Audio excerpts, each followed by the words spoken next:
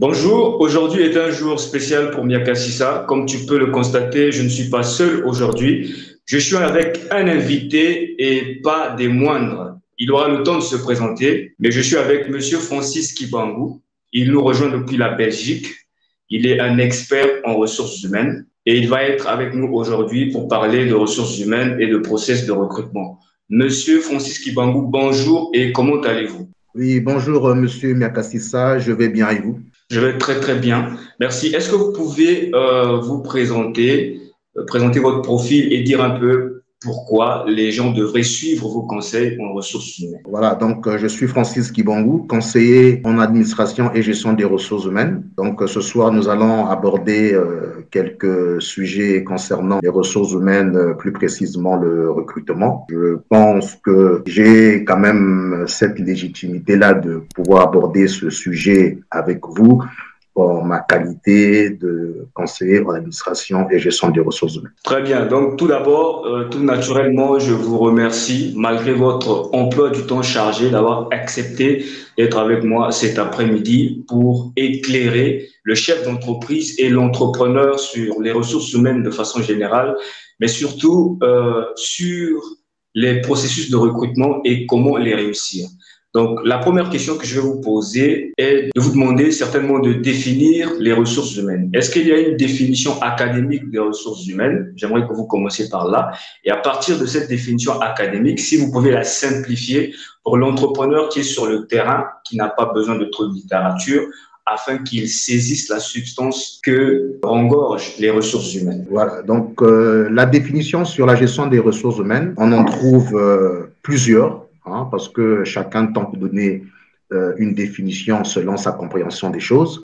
Je ne serai pas à mesure de vous les citer intégralement ici. Donc, je vais tenter de donner une ou deux définitions vite fait pour faciliter un peu la compréhension de cette notion. Donc, je dirais en premier lieu que la gestion des ressources humaines, c'est la gestion des hommes au travail dans une organisation. Pour certaines personnes, si cela paraît insuffisant, je peux compléter en disant que la gestion des ressources humaines, c'est la gestion des compétences et des talents des individus pour mieux accomplir les objectifs et les missions fixées par l'entreprise tout en tenant compte des attentes des collaborateurs. En écoutant votre définition, il y a cette notion d'orchestrer des ressources humaines, c'est-à-dire qu'il y a la notion d'équipe. La question que je me pose, c'est finalement la suivante. Pour un entrepreneur qui commence et peut-être qui est en solo, qui débute, qui est seul, qui n'a même pas encore de capacité d'avoir une équipe, par rapport à la définition que vous avez donnée, est-ce que lui, il est concerné? S'il est concerné, en quoi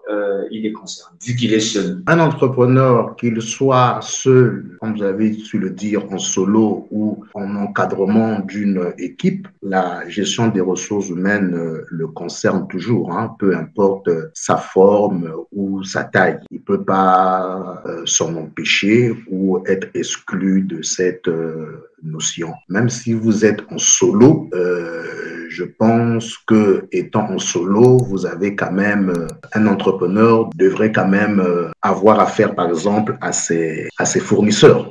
Donc, les fournisseurs, en matière de ressources humaines, on les considère comme des parties prenantes de l'entreprise. Donc, c'est toujours des interactions qui nécessite une certaine notion, une certaine maîtrise de gestion de ressources humaines. Dans ce cas précis-là, où l'entrepreneur est seul, mais il a quand même des interactions avec des fournisseurs et tout, en quoi il doit se servir des ressources humaines? Est-ce qu'on peut donner un exemple concret qui lui permettrait justement de mieux travailler avec des fournisseurs? Qu'est-ce que les ressources humaines, en tant que science, mettent en place pour que l'entrepreneur solo... Parce qu'il y a des gens qui sont sur le terrain, qui entreprennent, qui gèrent des fournisseurs, qui gèrent ceci et cela, mais ils n'ont pas consciemment en tête la notion de ressources humaines. Et je pense que vous, votre rôle en tant qu'expert, c'est de rendre cela conscient. Et si on veut rendre ça conscient, il faut que ça se matérialise par quelque chose. Donc, il faut qu'il y ait aussi une différence entre celui qui en est conscient et celui qui n'en est pas conscient. Un entrepreneur solo qui gère choisir des fournisseurs, quelle est la notion en ressources humaines qui serait pratique pour lui pour mieux justement ajuster sa gestion avec les fournisseurs? Voyez-vous, Monsieur Miakasissa, lorsqu'on est entrepreneur solo, vous serez emmené à vendre vos produits ou vos services. Ok? Ça veut dire que vous aurez un entrepreneur aura affaire à des clients. Lorsqu'il est en équipe, donc lorsqu'il a des collaborateurs, ces collaborateurs sont considérés comme des clients internes de l'entreprise. Lorsqu'il est en solo, il vend des services, il vend des produits, il a affaire aussi à des clients. Et ces clients-là, on les appelle des clients externes à l'entreprise. Voyez-vous? Donc, que ce soit des clients internes ou des clients externes, nous sommes en face de la gestion des hommes. Voyez-vous? Donc, si j'ai bien compris, le collaborateur qui est avec moi, c'est un client interne, c'est ça? Oui, le fournisseur qui est avec vous, bien que vous fonctionnez en solo, le fournisseur qui est avec vous est un client externe à l'entreprise.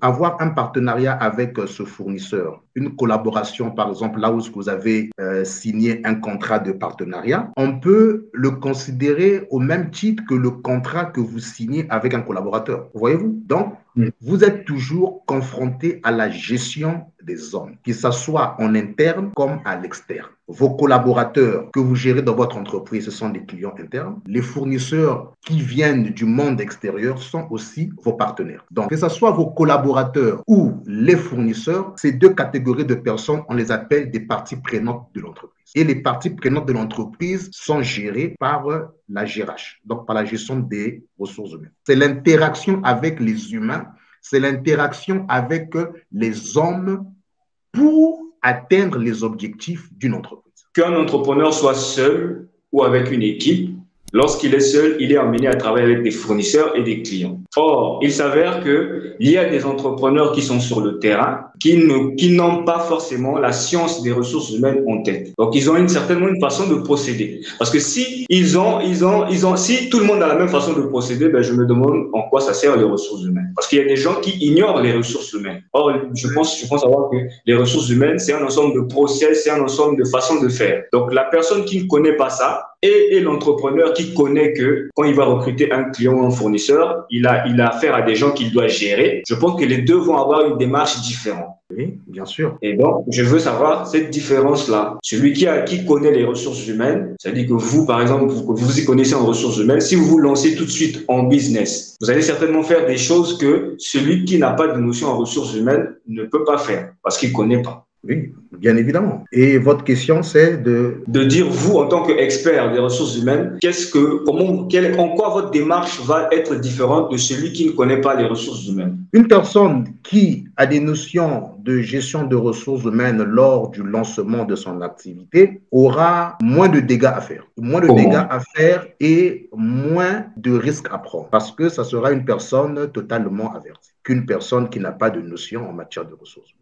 Ok, mais est-ce qu'on peut prendre un exemple palpable d'un process simple que vous connaissez en ressources humaines qui peut justement limiter les dégâts et permettre à cette personne-là d'être mieux nantie qu'une personne qui n'est pas armée d'outils RH? Ça sera un peu difficile que je puisse donner vraiment un exemple concret là-dessus. Vous êtes entrepreneur, vous lancez votre activité, vous vous en foutez en quelque sorte de la gestion des ressources humaines, mais sachez que vous deviez recruter du personnel, ok? Et si vous recrutez le mauvais personnel, vous aurez du mal à atteindre vos objectifs parce que il vous faut la bonne personne au bon moment et pour la bonne fonction.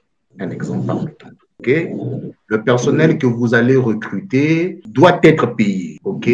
Mais si vous ne savez pas comment payer votre personnel, vous risquerez de faire soit du sursalaire, soit du sous-salaire, ok? Et si vous faites du sous-salaire, rassurez-vous que votre collaborateur ne mettra pas du temps chez vous, il ira voir l'herbe plus verte ailleurs. Si vous faites du sursalaire, rassurez-vous que vous aurez une masse salariale trop élevée et vous aurez du mal à couvrir, par exemple, vos charges dans l'entreprise. Et avoir trop de charges dans l'entreprise fera de sorte que vous ayez des marges bénéficiaires très nulles et votre entreprise aura du mal à vivre longtemps. Vous estimez qu'une personne qui ne connaît pas les ressources humaines ne sait pas cela. Bon, vous savez, il y a des gens qui n'ont pas fait ressources humaines, mais qui ont quand même le bon sens aussi des choses, hein. Ils savent un peu plus ou moins comment est-ce que ça doit se passer. Ça dépend du bon sens de la personne, par exemple. Ok.